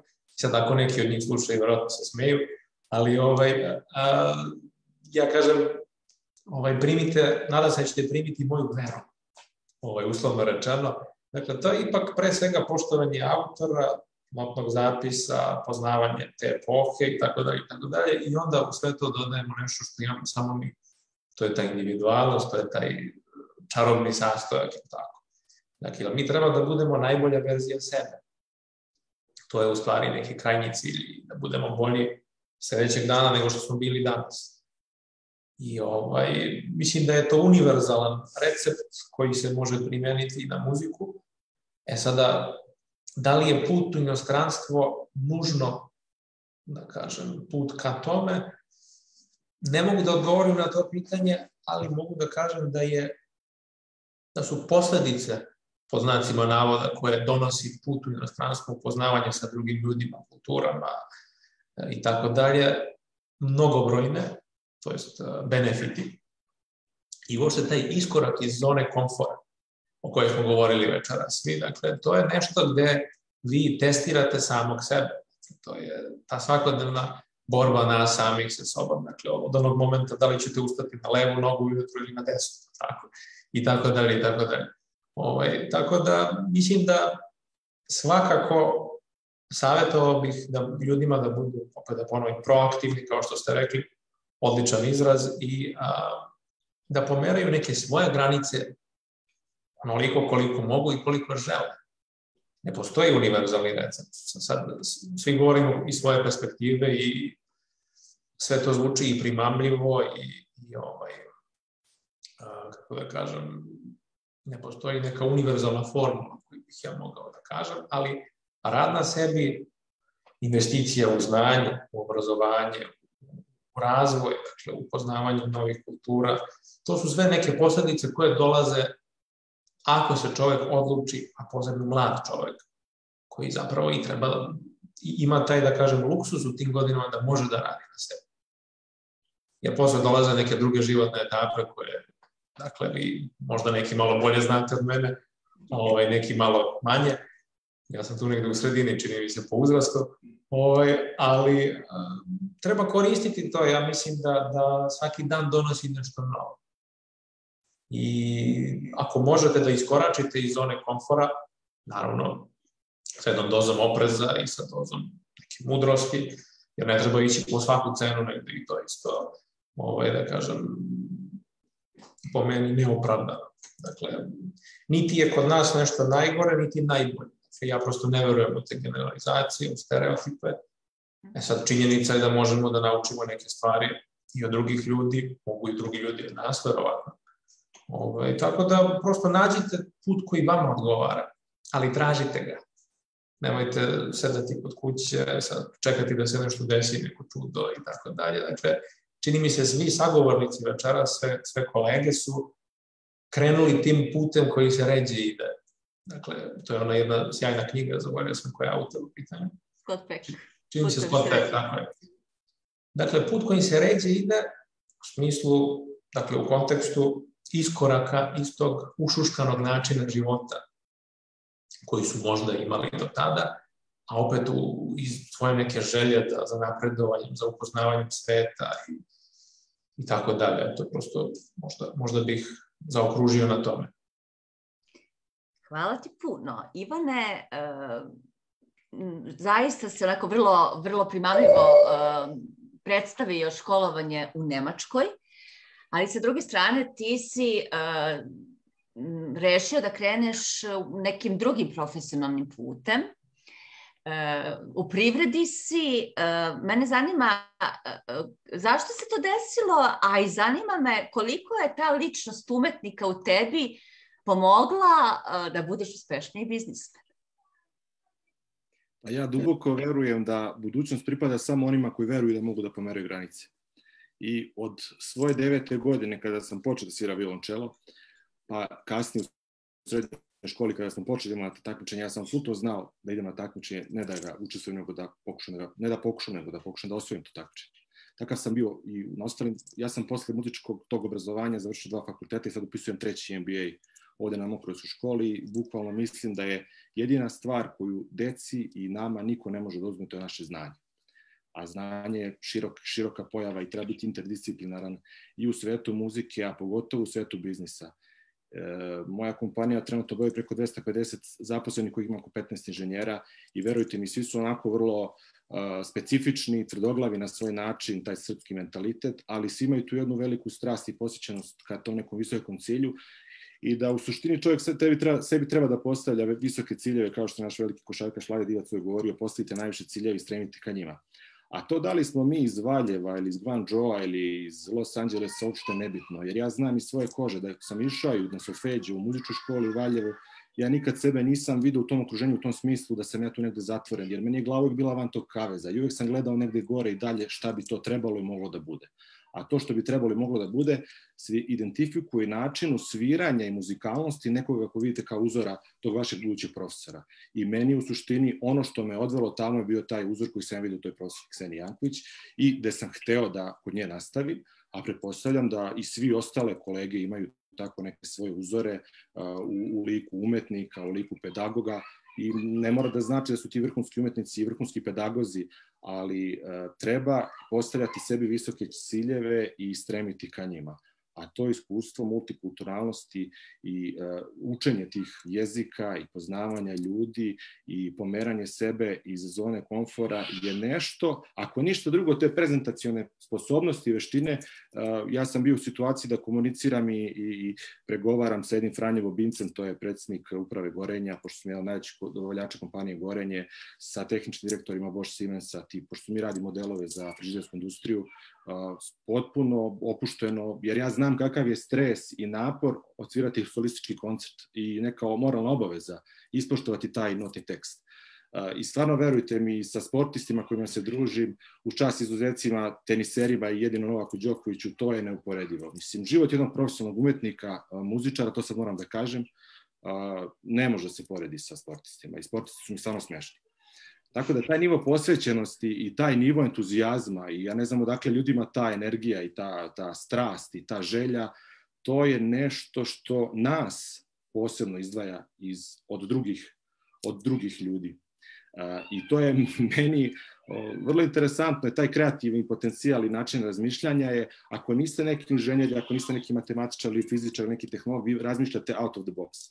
I uvek tražite taj kreativni način rešavanja nekog problema, kako u muzici, dok ste se bavili muzikom, a pogotovo van muzike. A meni je muzika pomogla u mojim daljim školovanjem tako što ja nijedan svoj ispit nisam čitao knjigu više od 2 puta.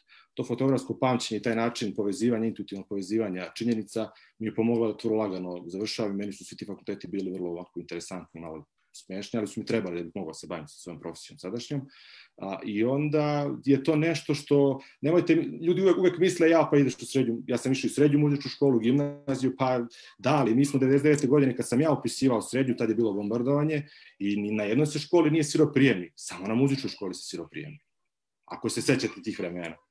Pa imate te prijemne ispite, vi to najbolje znate, te ispite redovne klavira i sve ostalo, a na drugim srednjim školama vi to nemate. Vi se već u srednjoj školi pripremate za tu dozu stresa i tog momenta treme, ali u fakultetu, znači treba postaviti visoke ciljeve, stremiti ka njima i nemojte sumnjati u sebe, apsolutno ili jesi ili nisi. Hvala ti puno. Ja to često volim da kažem da muzičari svoju profesiju žive, to nama profesija, i uopšte umetnici, nama profesija nije posao. Saro, Ivan je pomenuo, on je išao u 2 škole, a nekako, bar ovde u Valjevu smo sve više u situaciji da nam se naši srednjoškolci paralelno školuju. Znači da idu pored muzičke u još jednu srednju školu. Ti si završila prirodno-matematički smer. Naravno, odmah si znala da ćeš nastaviti neki drugi fakultet, ne muzičku akademiju, ali ono što mene zanima jeste koliko ti je to iskustvo u srednjoj muzičkoj školi kasnije pomoglo na fakultetu, jer to ćeš otkriti sada i ljudima koji nas slušaju, ali i sagovornicima. Meni je bilo fascinantno kada si mi rekla koliko se na Bečkom univerzitetu, na svim fakultetima neguje umetnost i insistira na umetničkom obrazovanju. Ako možeš nešto oko toga da nam kažeš. Za one koji reše da upišu nešto drugo u inostranstvu, da budu motivisani da vredno vežbaju, jer će im muzička škola dobro doći. Pa eto, kao što je već pomenuto, ja sam završila farmaciju i bez obzira koliko ja voljela tu nauku, meni je uvek smetao taj nedostatak kreativnog izražaja. Međutim, univerziteti u Beču, verujem i u drugim velikim prestonicama Evrope i svuda širom sveta, nude i te izborne predmete, puno tih vannastavnih aktivnosti. I danas je generalno ta širina i u obrazovanju i širina interesovanja nešto što se jako ceni. I sutra, kada ovi naši mladi učenici budu tražili posao, vidjet će koliko se u stvari traži ta širina, jer živimo trenutno u vremenu gde većina ljudi ima završen fakultet i postavlja se pitanje za vreme studija gde si bio, šta si radio.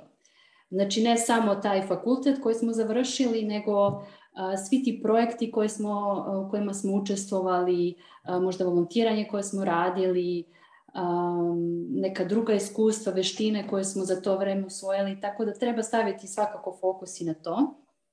I ja sam, pored mog farmaceutskog fakulteta, bila i član orkestra Univerziteta Beča.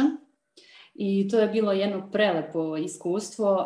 Članovi tog orkestra su bili ljudi različitih profesija, različitih generacija, tako da i oni koji nisu sigurni da li je možda muzika baš ta profesija kojom žele da se bave u budućnosti, svakako ne treba isključiti tu mogućnost da bavljenje muzikom svakako može biti deo naše svakodnevnice, iako se njim ne bavimo profesionalno. i mi smo, na primer, imali koncert u toj zlatnoj sali Musikvereina u Beču, na bini na kojoj se održava taj tradicionalni novogodišnji koncert Bečke filharmonije. I ja se sjećam kada sam bila mala i kada sam gledala taj orkestar, to mi je nekako bilo uvek nedostižno, pogotovo što sam znala da se neću dalje baviti profesionalnom muzikom. Međutim, eto, samim tim što sam studirala u tom gradu gde postoji toliko mogućnosti, imala sam to iskustvo sviranja u toj čuvenoj sali. Tako da umetnost je svakako prisutna i mogućnosti su zaista neograničene. Hvala ti puno. Jako mi je milo da si zadržala tog muzičara u sebi. A za Sofiju pitanje, šta je, s obzirom da si, kako smo rekli, započela si studije na Beogradskoj akademiji, pa imaš iskustvo sa Švajcarskom, pa si odrasla u porodici ljudi koji su univerzitetski profesori, profesori u muzičkoj školi. Šta je po tebi najveći izazov školovanja na Muzičkoj akademiji u inostranstvu? Pa, najveći izazov, naravno, ja mislim da ovako gledano po sebi, jel? Mislim da je najveći izazov probati da se uspostavi taj kontakt sa profesorom i u stvari da se ne samo kontakt, nego poverenje prosto. Zato što, kao što su i kolege pomenule, mi umemo ovako po našem mentalitetu da budemo veoma i tvrdoglavi nekad. I ja sam onako isto lično dosta preispitivala, da kažem, kao da li je stvarno to što moj profesor meni priča, da li je to stvarno to ili ipak ne. Tako da prosto nekako preseći i u stvari odlučiti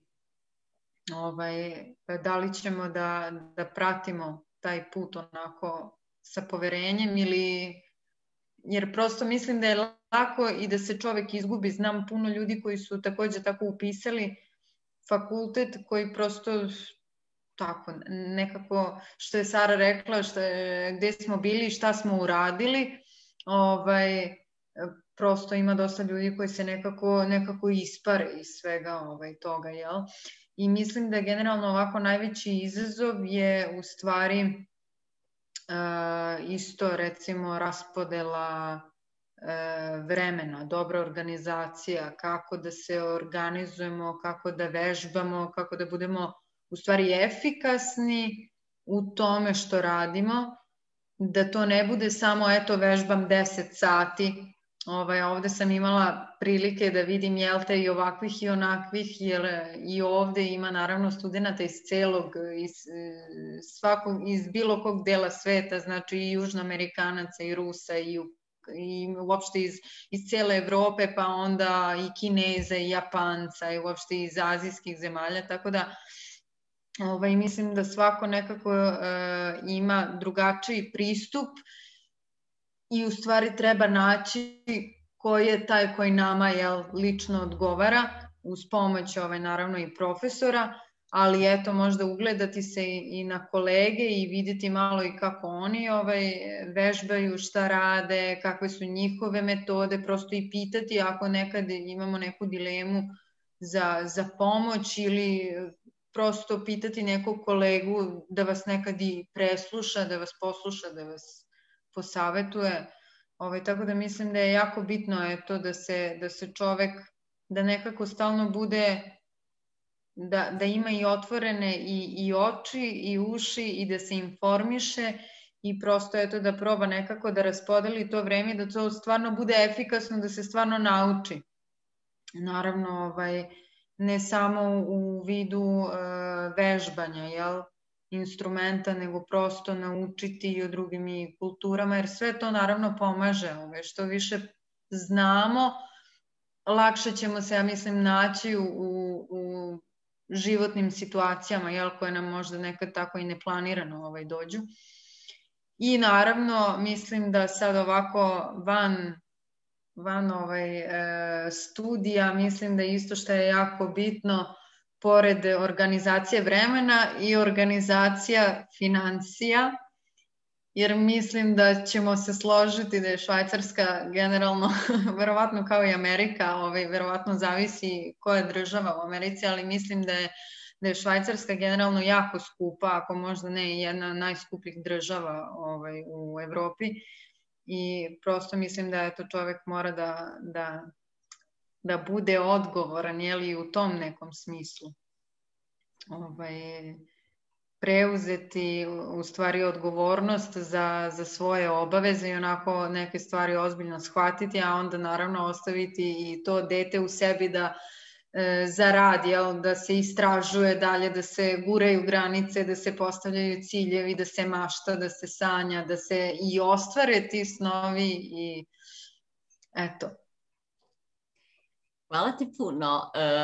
Dok sam ja studirala, moj profesor je bio Sofijin deda, profesor Dejan Mihajlović, i on je jako insistirao i to ga je strašno nerviralo kod svih nas, da nikad sebi ne smijemo da dozvolimo rutinu. I da uvek moramo da istražujemo, da budemo aktivni i angažovani i nekako je ta rečenica nikako rutina postala sveto pismo, ja verujem, kod svih njegovih studenata, a verujem i kod velikog broja kolega. Pa mene, Galina, zanima da li možeš da napraviš poređenje? Koliko smo mi u Srbiji, zahvaljujući nekom našem mentalitetu, ušuškanosti, nažalost i izvesnoj zatvorenosti u kojoj smo bili gotovo celu deceniju, naviknuti na rutinu i koliko smo spremni na ličnu inicijativu. A koliko je to neophodno na zapadu? Odnosno, da li je potrebno imati toliku inicijativu i angažovanost u Srbiji koliko je to potrebno u Evropi, a naročito u Americi? Mislim da je to jako teško pitanje i individualno. Mislim da lična inicijativa, pre svega mislim da je lična inicijativa važna svuda. Apsolutno je nebitno gde se neko nalazi, da li u Srbiji, Evropi, bilo gde, u Americi ili Kini. Zaista, pogotovo kad je muzika u pitanju, mislim da bez lične inicijative prosto učenik, student i nema nešto mnogo čemu da se nada. Sad, što se tiče Srbije, ja nisam nikad studirala u Srbiji, imam iskustvo iz osnovne muzičke škole i srednje muzičke škole. Takođe mislim da dosta zavisi od samog učenika. Sa jedne strane postoje profesori koji će da se dodatno potrude ili kojima je dodatno stalo da učenik napreduje, pa će da pokuša i da zamoli, da se vežbanje pojača.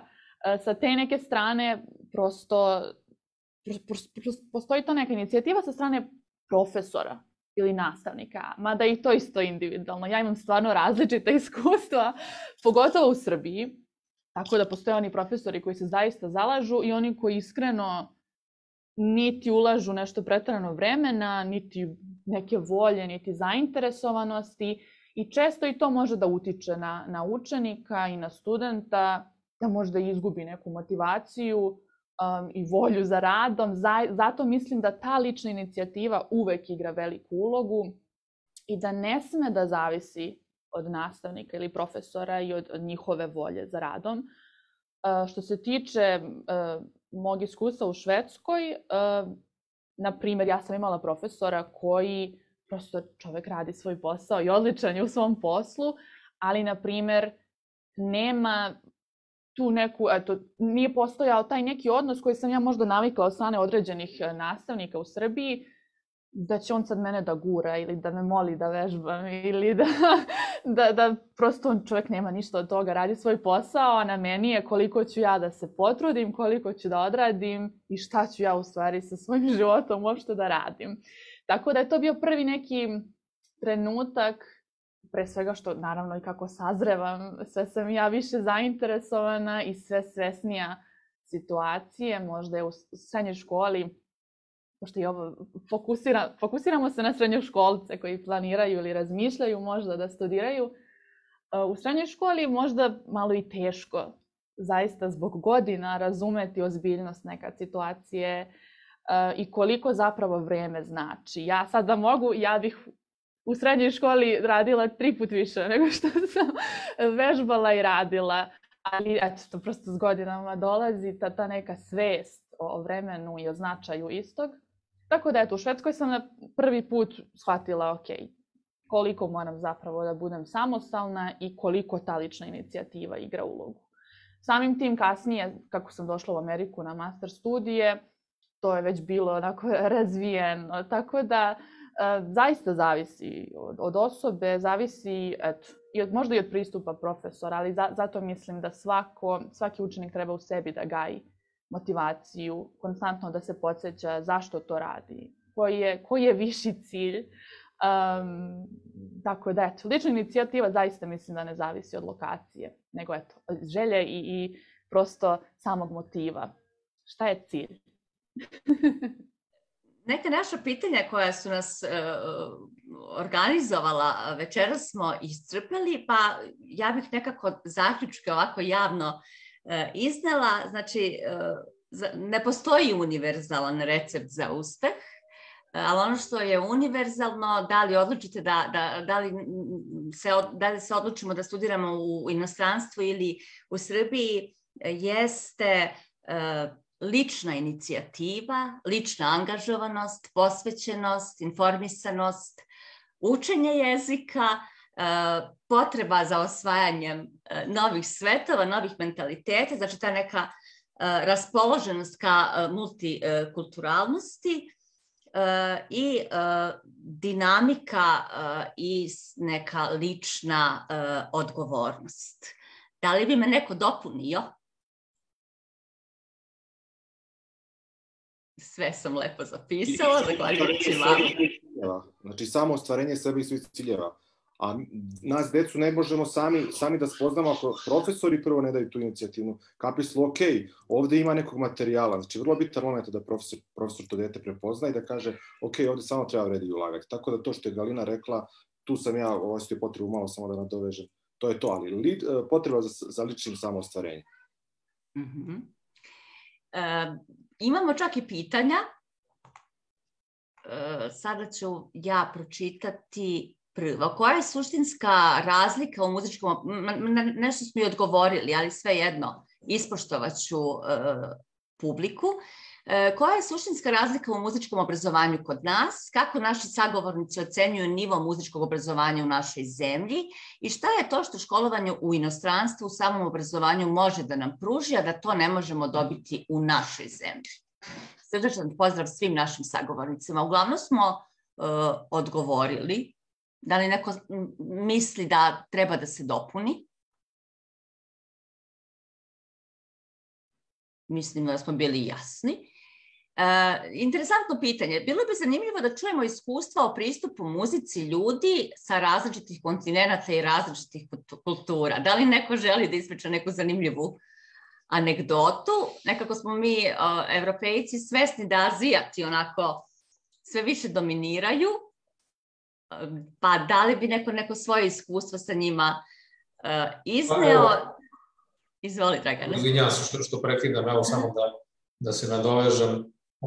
Čini mi se da u današnjem vremenu tehnologije i svega što se izdešavalo su malo pale te granice, to jest te neke barijere koje su postojale, dakle, ako kažemo sad, ne znam, nemačka škola, ili francuska ili ruska. Mislim da se to prilično izmešalo, možda zbog migracije, možda zbog dostupnosti svega, dakle, vi u današnjoj eri interneta imate na tanjiru praktično bilo šta god poželite, znači možete gledati 10 različitih izvođenja jednog koncerta, pritom fantastičnih, dakle. I mislim da ne postoje više tako jasne granice te granice su se malo izbrisale. Možda je to najvidljivije u Americi, koja je ovako, onog momenta kad sletite u New York, vi shvatite da vi niste stranac, nego ste vi deo te, sad Galina smeje se, zna o čemu govorim. Deo ste, dakle, te sredine koja apsolutno ima verovatno iz svake tačke na svetu građanina, to je državljena svake zemlje. Znači, najveća je verovatnoća da je tamo. Tako da čini mi se da se i u muzici, pa i u obrazovanju generalno su se izbrisale te granice i neke zemlje su otvorenije, neke su zatvorenije, ali ako izuzmemo sad ovu, nažalost, ove okolnosti u vezi sa koronom, koja će, nadamo se, što pre proći, mislim da ne postoje te klasifikacije više kao nužno sad, ne znam, ovo pripada samo ovoj zemlji ili nekoj drugoj. Prilično se sve to izmešalo i meni se taj trend više sviđa, dakle, mislim da je to jedna pozitivna posljedica ove ere, dakle, moderne interneta u kojoj živimo. Hvala ti puno. Evo, ja ću pročitati, Ivane, ako se slažeš. Ivan je napisao ovde jedan odgovor na njegovo pitanje. Šta su neke vrlo bitne stvari vezane za obrazovanje u inostranstvu? Hoćeš da ipak ti, Ivan, izgovoriš? Ne čujemo te, mikrofon ti je isključen. Ok, pa pisao sam, vjerojatno samo kolege su ovo pročitale. Pa to je što je meni donalo besplatno znanje, bar još 2 svetska jezika, jer ja sam sad tečan i u engleskom i u nemačkom, kojima nisam bio tečan kao maternji. Inkluzivnost u kulturno život univerziteta i društva zemlje domaćina, zato što ste uključeni u sve te kulturne manifestacije. Pričam iz vizure obrazovanja u Nemačkoj. Rad s velikim brojem vrhunskih stručnjaka, pijanisti, violinisti, operski pevači, perkusionisti, flautisti, klarinetisti. Znači, stvarno nemate ograničenja s kime možete se rađujete. Učestvovanje u univerzitetskim takmičenjima i kamernim takmičenjima, za nas gudači to posebno bitno. I svake nedelje postoje, ovo je opet sad malo vezano i za afinitet profesora, ali ono što sam ja vidio da je većina profesora bar na dvonedeljnom nivou imala taj Klassenabend ili Klassenvorspiel, gde su oni u suštini svirali koncerte ispred svojih kolega iz klase u manjim salama, a onda bar na jednomesečno ti bolji studenti koji su zaslužili da to svirali su minimum jednomesečno prave koncerte u velikim salama tih škola. I ono što je interesantno, ja mislim da to nigde u svetu, ne znam da li u Americi to da je iskustvo, da mi u Nemačkoj smo imali obavezan predmet uporedni klavir. I ja sam, na primjer, prvi 6 semestara smo imali to kao i vežbali i svirali, iako nikad u životu mi u našoj obrazovanju nismo imali susret sa klavirom kao instrumentalisti gudači. Ja sam, na primjer, za taj ispit morao da sviram Svit Bergamasku Debusija, Beethovenovu patetičnu sonatu, neke fuge od Baha, koji nisam verovao da ću ikad u životu svirati, ali je donelo neku potpuno dugu vizuru i razumevanje i harmonije i analize muzičkih oblika, što je u suštini mnogo bitno kada svirate takve instrumente kao što su, koji nisu, koji nemaju, da kažem, koji su linijski instrumenti. Tako da taj klavir je bilo neko otkrovenje, potpuno otkrovenje, što radite s raznim profesorima. Ovo će vjerojatno da odbije veliku većinu, i mene bi odbilo da sam imao informaciju, ja to nisam ni znao dok nisam počeo studije tamo, da ću imati taj uporedni klavir, ali verujte mi, stvarno je jedna velika prednost kad znate klavir da svirate. Eto, to je to. Ne znam, sam pisao još nešto, to je to, da. To je to. Mate je pomenuo da je obrazovanje najbolja i najveća moguća investicija i svi smo se sa tim složili, tako da ja stvarno mislim da je taj uporedni klavir vrlo značajan, jer je svakako sve samo neuporedni. Snežana Stevanović, profesorka violine iz Valjevske škole, je Sari postavila pitanje koliko je muzičko obrazovanje značilo u njenoj sadašnjoj profesiji, ali smo mi na to, koliko ja pamtim, vrlo lepo odgovorili. Ja želim da vam se zahvalim, ukoliko ne želi još neko nešto da doda, da li neko smatra da smo možda nešto zaboravili, a vrlo je važno za ovu temu da pomenemo večeras. Ja isto mislim da smo bili vrlo detaljni i da smo ovako i značajno vreme uzeli svima onima koji su nas slušali. Ja vam se zahvaljujem. Suzana, izvini, ja bih ipak nešto rekao za srednje školce. Izvoli, Mati. U stvari neću reći za njih, nego ću reći sam sebi šta bi ja drugačije, ako bi mogao tad. drugačije. Samo možda jednu poruku. Kad se vežba stvari, ja bih vežbao za cijeli život neku pasažu, ne samo za sljedeći sat, za čas sa profesorom. Jer koliko ti treba onda vremena da nešto popraviš je abnormalno. A što je u stvari bitnije je to, ako ti stvarno vežbaš neku pasažu za cijel život, onda ti ta pasaža postane standard vežbanja. To znači da sve onda vežbaš do kraja, da svugdje dođeš do kraja. I stvarno onda i ona najmanja ona kompozicija ili oni veliki koncerti. Pošto taj način života, način razmišljanja, da si ipak svoje odradio, je najbitniji kad ti treba mir na bini, za koncert. Pošto ako ti znaš, to pričamo o nekoj odgovornosti ili tremi, ako ti, imali smo mi jednog super profesora tu za kamernu muziku u Ljubljani, koji je rekao da postoje dve vrste trema. Jedna je ona fizička koje se u stvari plašiš, a druga je ona trema koju imaš zbog toga jer nisi dovoljno svirao, dovoljno vežbao. I kaže i te druge, i kad je imaš, nije nikad dovoljno, jer si zaslužuješ 3 puta više, jer ti nisi odradio svoj dio posla. Tako da, moja poruka za srednjoškolce je stvarno, i kad dođete, sad nije bitno u koju sredinu, u koji grad, u koji kontinent, vi svakako, hvala Bogu, muzika je taj univerzalni jezik da na onom prijemnom ispitu njemački, grčki, talijanski nije bitan, nego je samo bitno ona muzika, to znači da stvarno odsvirate. I ono što sam možda malo isto pomenuo, da odsvirate ono što je neki kompozitor napisao, stvarno a ne što ste vi ili mi mislimo da je on napisao preko naše interpretacije. Pošto interpretacija se može napraviti u stvari tek nakon kad ti pročitaš pravi tekst. To je u stvari samo poštovanje zapisanog. Mi smo stvarno samo interpreti, izvođači, ali nemamo pravo da nekakve stvari priredimo ili drugačije kako su zapisane. Toliko. Hvala. Hvala puno. Nekako, meni se nameće kao zaključak pored ovih lepih priča večeras, da koliko god da smo raspoloženi da odemo u beli svet i da otkrijemo i druge kontinente, da je suština razviti svet u nama samima. Znači da budemo spremni da izađemo iz zone komfora, da damo maksimum od sebe, da uvek budemo angažovani i pre svega najviše kritični i najstrožiji prema samome sebi kad su u pitanju neka očekivanja. A sad Bog ili sudbina ili šta god će nas odvesti verovatno putem gde će nam biti najbolje ako mi damo najbolje od sebe. Vama svima puno hvala što ste najpre prihvatili da učestvujete u prvom zoomiranju. Ja iskreno verujem da smo neke nedoumice, zebnje ili dileme uspeli da eliminišemo, a isto tako verujem da će ovo prvo zoomiranje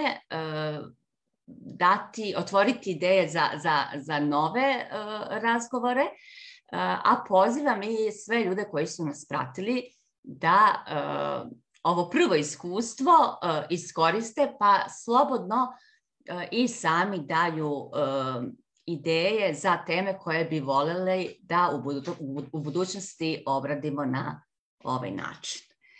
Hvala vam puno, nadam se da će korona uskoro proći, pa da ćemo neko slično dešavanje, ali uživo u Valjevu u 22. godini moći da realizujemo.